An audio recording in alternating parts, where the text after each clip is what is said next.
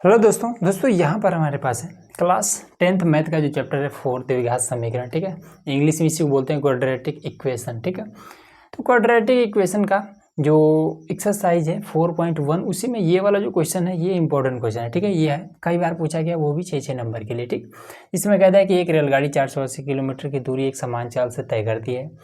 यदि इसकी चाल 8 किमी प्रति घंटा कम हो जाती है तो वह उसी दूरी को तय करने में 3 घंटा अधिक समय लेती है। ठीक है, हमें रेलगाड़ी की चाल ज्ञात करनी है। ठीक है, अब देखिए इसमें क्या क्या चीज़ नहीं बताया गया है। ठीक है, देखिए पहला चीज़ कि इसमें जब ये समान चाल से चल रही थी, ठीक है, तब इसमें समय कितना लग रहा था, ये बात भी इसमें नहीं बताया गया है। ठीक है, दूसरा चीज़ कि समान चाल का मतलब क्या है, समान चाल में कितना किस स्पीड से चल रहा है, 50 के 60 के 100 के। ठीक है, समान चाल में कितना स्पीड से चला है ये भी इसमें नहीं बताया है। ठीक है, हालांकि इसमें चाल ही पूछा है, ठीक, तो नहीं इसलिए नहीं बताया है।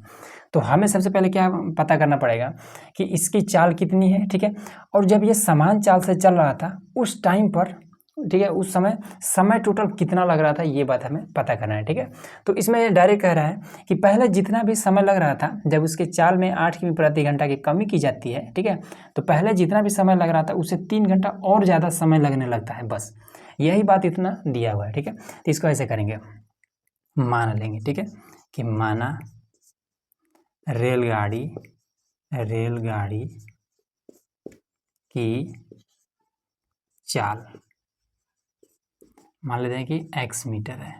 ठीक है, x किमी प्रति घंटा चाल है ना, तो x किमी प्रति घंटा है। ठीक है, अब जब समान चाल से चलती है तब समय कितना लगता है ये भी हमें नहीं पता है। ठीक है, तब समय मान लेते हैं कि समय मान लेते हैं कि t समय है। ठीक है, जब समान चाल से चलती है तब हमारा t समय लगता है। ठीक है, और उसके बाद से समान चाल कितना है तो ये हमने माना है x किलोमीटर प्रति घंटा। ये दो चीज़ आपका क्लियर हो रहा है। अब इसके बाद से कितना है, आपका एक फॉर्मूला इस पर यूज होगा। ठीक है, फॉर्मूला क्या है कि समय बराबर दूरी बटे में चाल, ये है। ठीक है, तो समय कितना लग रहा है प्रेजेंट में, ठीक है, सबसे पहले समान चाल से समय कितना लग रहा है तो ये टी समय लग रहा है, तो टी रख देंगे। ठीक है, दूरी कितना है तो टोटल 480 किलोमीटर है, 480 किलोमीटर। ठीक है, चाल कितना है तो समान चाल हमने माना है कितना एक्स, तो यहाँ पर हमने एक्स ले लिया। अब यही हो जाएगा समीकरण 1। ठीक, क्लियर हो रहा है। अब उसके बाद से क्या कहता है कि यदि इसकी चाल 8 किमी प्रति घंटा कम हो जाती है, ठीक है, यदि इसकी चाल पहले कितना थी x किमी थी, अब इसमें कितना हो जाती है 8 किमी प्रति घंटा कम हो जाती है, तो पहले जितना समय लग रहा था, पहले कितना t समय लग रहा था, अब कितना लगेगा तो 3 घंटा और अधिक लगेगा, तो t + 3, तो समय अब कितना लगेगा t + 3, यही वाला फॉर्मूला। ठीक है, t + 3, दूरी उतना ही रहेगा 480 किमी। ठीक है, चाल पहले कितना था, पहले x की स्पीड से जा रहा था, फिर इसमें 8 की कमी होती है, तो पहले x की स्पीड से जा रहा था, फिर माइनस का 8 हो जाता है। ठीक, समीकरण ये आपका 2 हो जाएगा। ठीक है, अब इसमें क्या करेंगे कि समीकरण ये वाला जो 2 है, ठीक, इसमें से समीकरण 1 को घटा देंगे। ठीक है, क्योंकि समय इसमें अधिक लग रहा है तो अधिक में से ही कम को घटाया जाता है। ठीक है, तो लिख देते हैं समीकरण 2 से 1 को घटाने पर।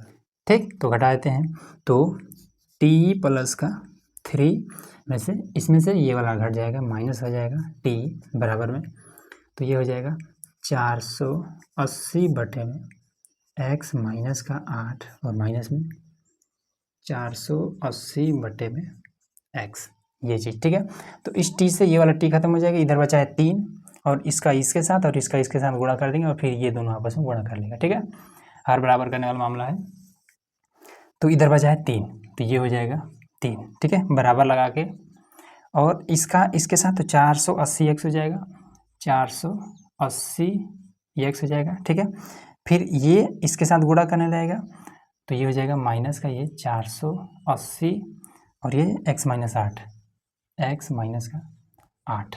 ठीक है, और बटे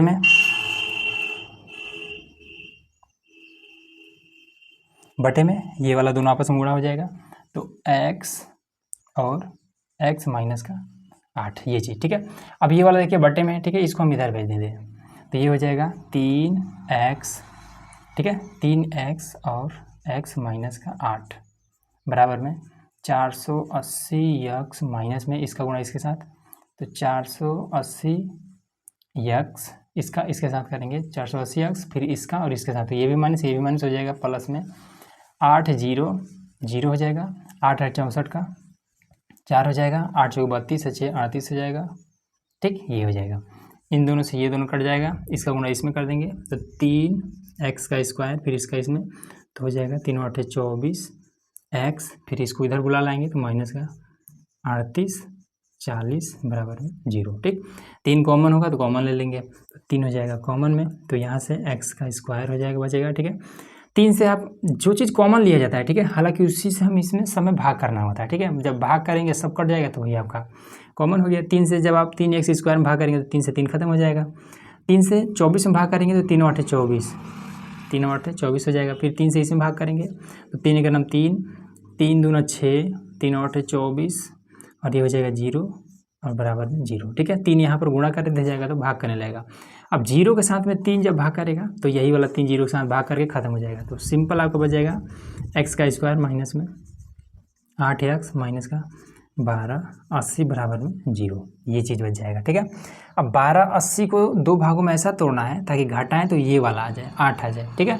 तो इसको कैसे करेंगे, तो सिंपल आपको लिख लेना है कि 12 80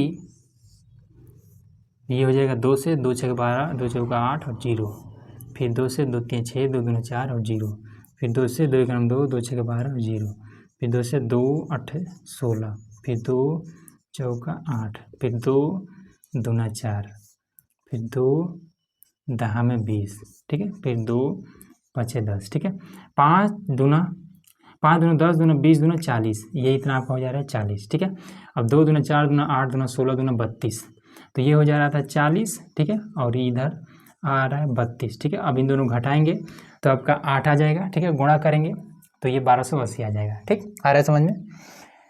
तो आगे कर देते हैं x का स्क्वायर माइनस में 40x, ठीक है, फिर माइनस में 32x, फिर माइनस में 1280 बराबर में 0, ठीक। ये हो जाएगा x का स्क्वायर माइनस में 40x, उसके बाद से प्लस में 32x, फिर माइनस में 1280 बराबर में 0, ठीक। यक्स और यक्स कॉमन ले लेंगे तो x माइनस का हो जाएगा 40 और प्लस में 32 को कॉमन ले लेते हैं, ठीक है, तो ये हो जाएगा x माइनस में 40 बराबर में 0, ठीक। अब देखिए बहुत लोगों को कॉमन लेने वाला में दिक्कत होता है, ठीक है। अब यहाँ पर हम कैसे जानेंगे कि 32 से कॉमन लेना है, ठीक, तो इसको देखेंगे।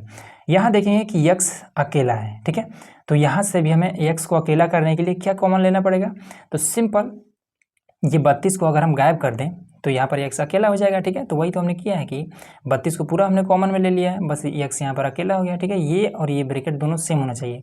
अब बात आती है कि यहाँ पर 40 कैसे आया है, तो जब यहाँ पर आप जो चीज़ कॉमन लेंगे, ठीक है, उसी चीज़ से अगर आप इसमें भाग कर देंगे तो यही वाला 40 से आएगा, ठीक है। तो इसलिए भाग ना कर करके जो चीज़ यहाँ पर होता है वही चीज़ यहाँ पर उतार दिया जाता है डायरेक्ट, ठीक है। अब अगर आपको जानना है कि ये 40 कैसे आ रहा है तो इसी से 32 से आप इसमें भाग करके देखिएगा, यहाँ पर 40 से आएगा, ठीक है, भागफल इसका 40 से आएगा।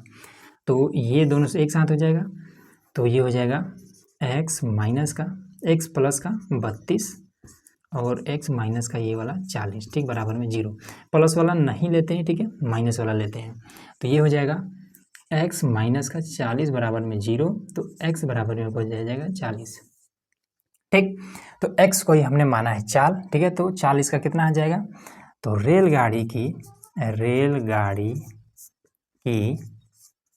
चाल बराबर में 40 किमी प्रति घंटा थी, ठीक है। जब समान चाल से चल रही थी तो इसकी जो चाल उस समय थी 40 किमी प्रति घंटा थी, ठीक है।